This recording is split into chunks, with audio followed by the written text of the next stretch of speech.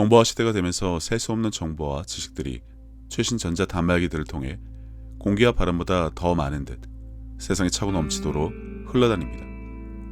그러다 보니 좋은 것을 구별하기는커녕 무분별하게 마음에 그것도 마구잡이를 심어 마치 저마다 그것을 자랑으로 삼고 그 열매로 살아가는 세대라 오늘은 무엇을 심고 가꾸어야 하는지에 대한 이야기를 나누도록 하겠습니다. 성경에는 예수님께서 비유로 그치지 않으시고 직접 설명을 해주신 말씀들이 있는데 그 중에 대표적인 것이 씨 뿌리는 자의 비유에 관한 이야기입니다. 밭에 해당하는 사람의 마음에 대한 이야기를 해주신 만큼 사람이 말씀을 받아들이는 태도에 대해 각자 점검을 해야 하는 부분인데 좋은 밭에는 좋은 결과를 가질 수밖에 없다는 의미로 본다면 말씀은 그 크기나 양에 따라 결과가 달라지지 않는다는 것도 뒤에 나온 말씀으로도 알 수 있습니다. 또 비유를 들어 이르시되 천국은 마치 사람이 자기 밭에 갖다 심은 겨자씨 한 알 같으니 성경 어디에도 각자 성경 몇 독을 해야 하고 같은 성경 공부 2번, 3번 들으라고 하시지 않았습니다. 많이 먹여야 하는 이유는 소화도 못하면서 과식을 하라는 말이 아닙니다. 후반에 설명하겠지만 이미 사람의 마음에 들어간 잘못된 것을 밀어내기 위해서는 올바른 것을 더 많이 먹여야 한다는 이해로 받아들이면 충분합니다. 또한 천국은 마치 여자가 가루 서말 속에 갖다 넣어 전부 부풀게 한 누룩과 같다고도 하셨습니다. 이와 같이 말씀은 그 크기가 아무리 작다 하더라도 그와 상관없이 힘이 있고 풀보다 커서 나무가 될 정도로 자란다는 것을 우리는 들어서 알고 있습니다. 올바른 마음밭에 심겨진다면 말입니다. 야산 비탈에 냅다 뿌리고는 결과를 기다리지 말고요. 너희는 이 세대를 본받지 말고 오직 마음을 새롭게 함으로 변화를 받아 하나님의 선하시고 기뻐하시고 온전하신 뜻이 무엇인지 분별하도록 하라. 그러기 위해서는 먼저 마음을 새롭게 하여 말씀을 받아 나무가 될 정도로 클 수 있게 하는 일에 대한 책임이 우리에게 있다는 것을 알아야지 자라게 해주세요, 믿음을 주세요와 같은 아주 많이 엄한 기도는 그만해야 한다는 것을 아시면 되겠습니다. 믿음의 열매를 얻기까지 참고 견디며 기다리는 일은 그리 만만하지 않다는 것을 누구나 다 압니다. 불의한 재판관의 비유를 주시면서 다음 구절을 단서로 주신 것에 대해서는 이미 여러 영상에 나누었지만 당장의 결과가 없다고 해서 낭망하거나 포기하거나 의심하지 말아야 한다는 것에 대한 인식은 크리스천 누구나 가지고 있어야 합니다. 항상 기도하고 낭망치 말아야 될 것을 저희에게 비유로 하여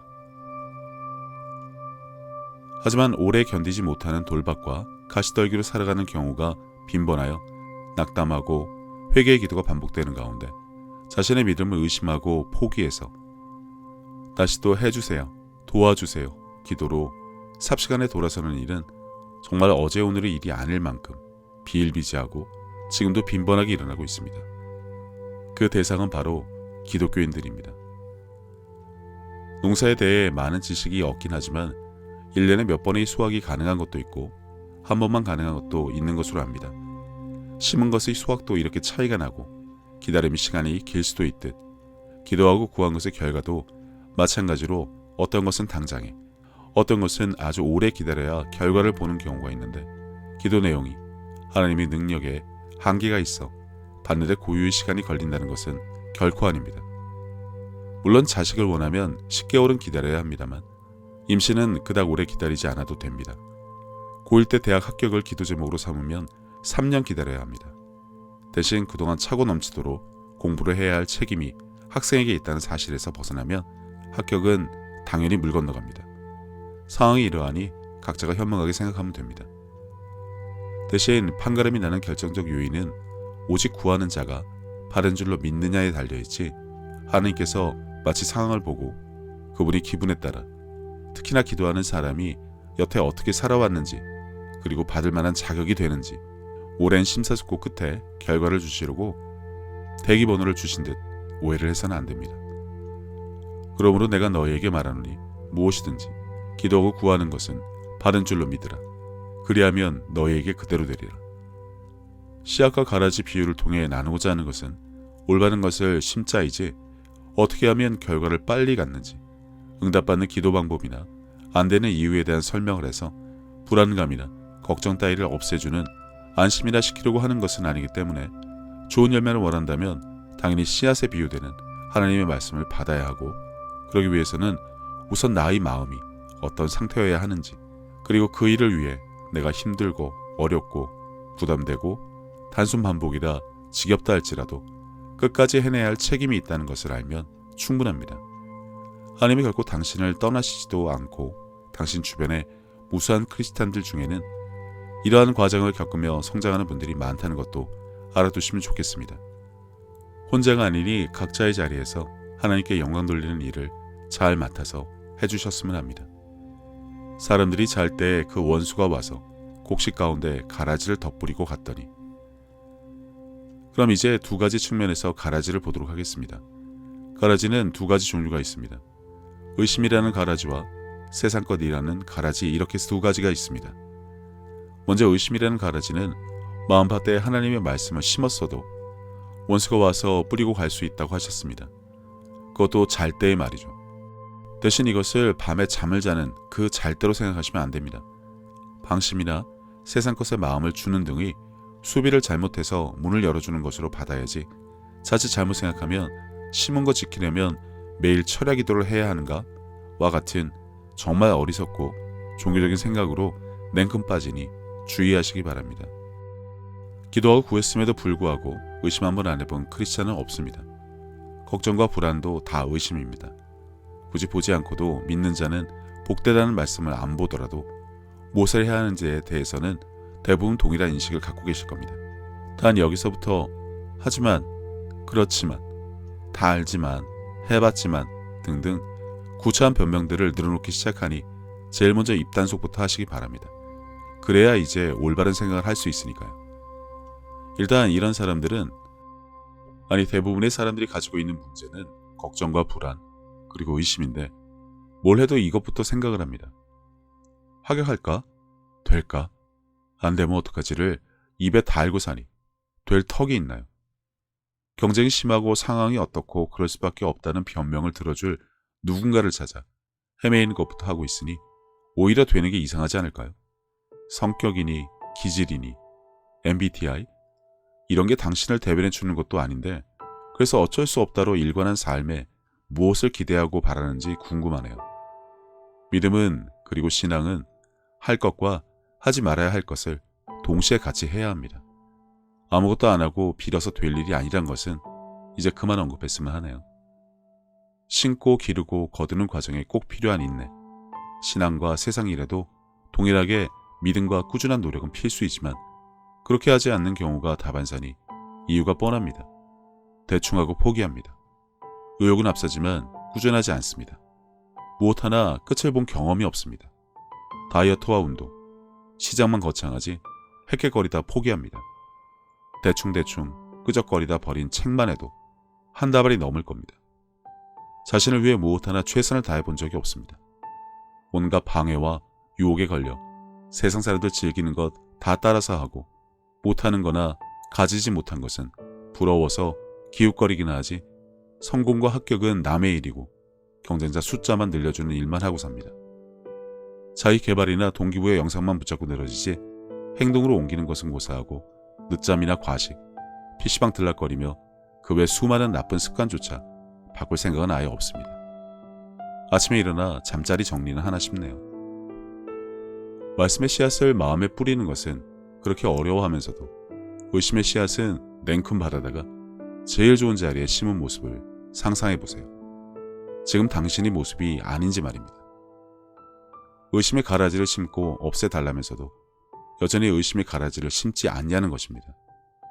이유, 변명, 핑계를 대왔던 버릇이 사람들은 아마 이 순간 당장에 그럴 수밖에 없다는 생각부터 가질 텐데, 밥상에 음식을 차리면서 음식물 쓰레기를 뿌리는 일은 그만 좀 했으면 합니다.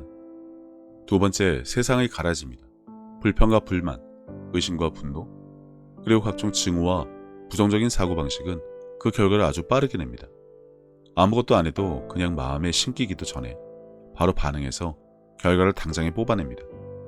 이성은 온데간데 없고 감성에 갬성이라는 말까지 지어내서 감각에만 충실하니 예민하고 신경질적인 성격은 누가 줘서 그렇게 된 것처럼 자신을 짜증 대마왕이라고도 표현하는 이들이 많은데 자랑인가요? 스스로를 중독자라고 떠벌리면서 어쩔 수 없다는 말은 자기 방어인가요? 누군가에게 동정을 바라는 것인가요? 아니면 마치 그게 자신의 본 모습인 것처럼 개성이라도 된 듯 착각하고 있는 것인가요?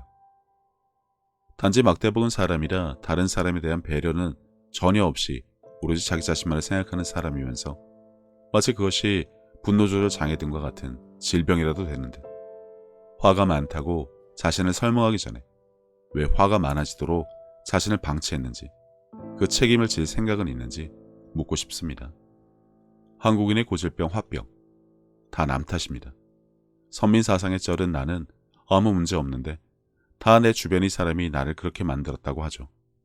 경기와 전쟁에 진 것이 올바르게 대처하지 못한 자신에게 아무 책임이 없다는 말과 똑같은데 가족이 남편이 아내가 부모가 친구가 사회가 정부가 어쩌고 저쩌고 하는 변명은 이제 지겹지 않나 싶습니다만 그게 편하니까 입단속조차 못하는 것이죠. 응석을 부리는 것도 유분수지 적당히가 없습니다. 자기 단속의 능력이나 노력조차 없는 사람일 뿐입니다. 왜 말씀을 올바르게 알고 자신의 영을 강하고 담대하게 만들어야 하는지 그 이유를 여기서라도 찾고 마음을 돌려 말씀을 먹이고 말하는 일부터 시작할 수 있게 되기를 바랍니다. 선한 사람은 마음에 쌓은 선에서 선을 내고 악한 자는 그 쌓은 악에서 악을 내나니 이는 마음에 가득한 것을 입으로 말함이니라. 당신이 만약 후자라면 가라지를 마음에 가득하게 심고 수시로 입으로 뱉어내고 있다는 것을 성경 말씀을 통해 깨닫게 되시기를 바랍니다만 선민사상으로 가득한 한국 사람은 재차 언급합니다만 원래 나는 좋고 훌륭한 사람이었지만 이런저런 것이 날 이렇게 만들었다고 변명을 바쁜데 그나마 그것조차 누가 봐도 근사하게 포장도 못하면서 그렇게 만들도록 방치한 사람은 당신입니다. 누가 그렇게 하라고 시켜도 안 되는 마당에 이런 거 혼자 알아서 잘 해왔으면서 깨닫지 못하면 무슨 소용일까요? 수돗물을 정화하기 위해서는 맑은 물을 계속 넣어줍니다. 약품이 필요한 경우도 있지만 사람에게 적용할 수 있는 그런 약은 하나님의 말씀밖에는 없습니다.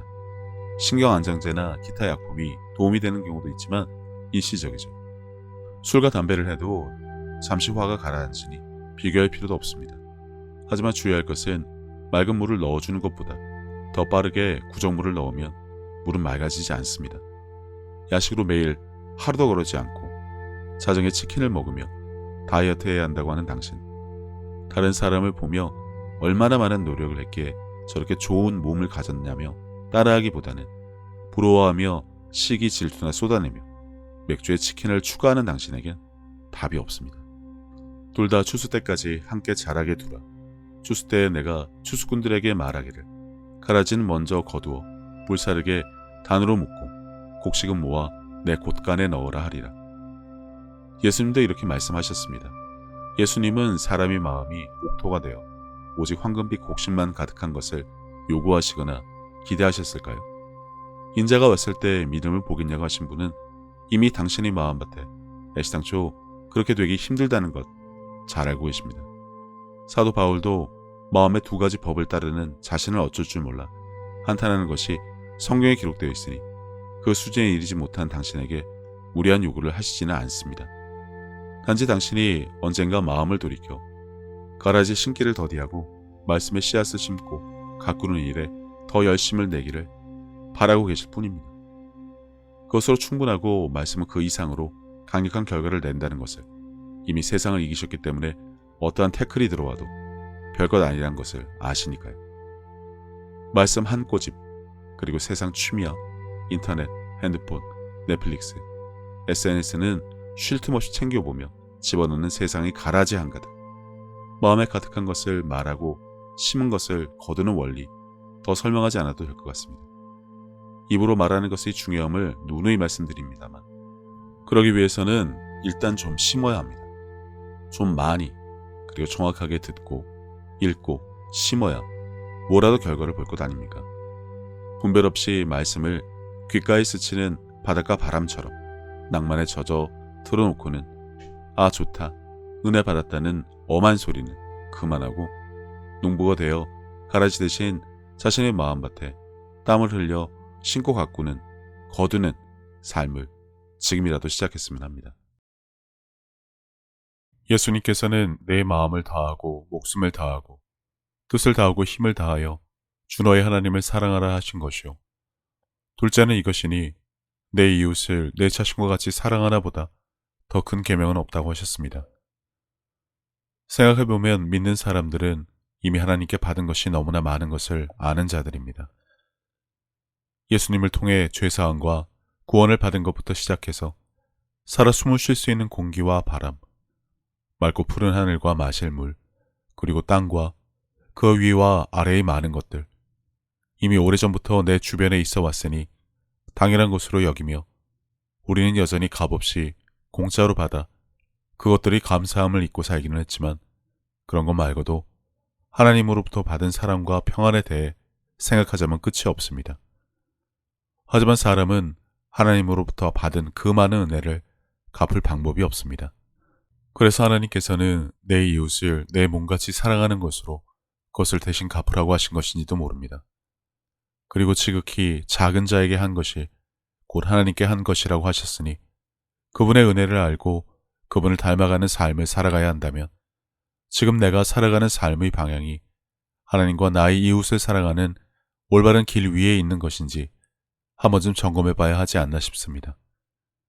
이와 같이 하나님의 뜻, 그분이 기뻐하실 일이 무엇인지 알고 내게 주어진 소명을 다하기 위해 끊임없이 힘쓰고 노력하는 것도 크리스찬들이 마땅히 해야 할 일이 아닐까라는 생각을 해봅니다. 이제는 세상 유행에 따라 요동치던 내 마음을 모두 내려놓고 혼자서 하나님의 뜻을 헤아리는 시간을 가져보시기를 권해봅니다. 하나님은 세상 모든 사람들을 사랑하십니다.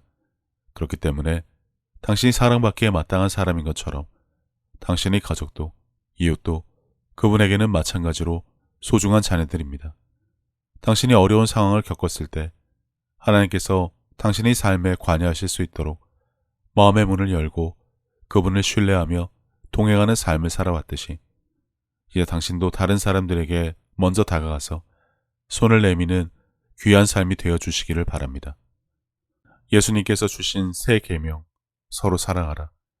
저도 늘 제 자리에서 최선을 다하여 섬기고 사랑하며 살도록 하겠습니다. 감사합니다.